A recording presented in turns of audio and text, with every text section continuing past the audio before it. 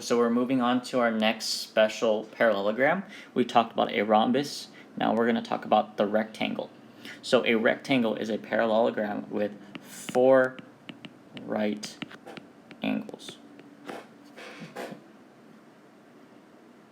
So for a rhombus, specifically for rhombus, it was 4 congruent sides, but for a rectangle, it's a parallelogram with 4 right angles. Okay.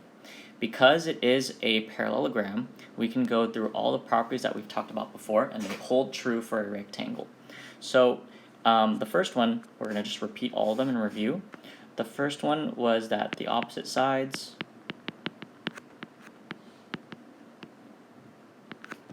are parallel. Okay. We also know that opposite sides are congruent. Okay. Opposite angles are congruent.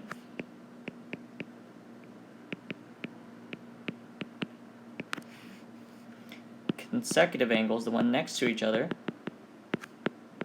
are supplementary.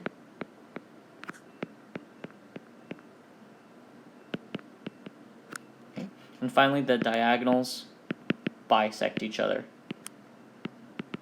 Okay. These are all review. We've talked about each of these properties before in a parallelogram, but specifically for a rectangle, and an extra property that's only for rectangles is that the diagonals are congruent.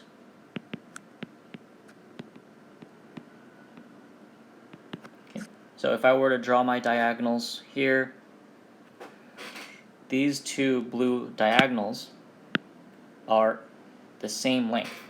Okay. Now, pairing that up with diagonals bisecting each other, if they're the same length and they bisect each other, then each of these 4 parts that are created are going to be congruent as well. Okay. So in class, we're going to go over some practice problems, see if you can go through some of them yourselves. Some of them might be missing some information, so I'll have to add that during class. But if you can go ahead and review these parallelogram properties and go over this special additional property for a diagonal.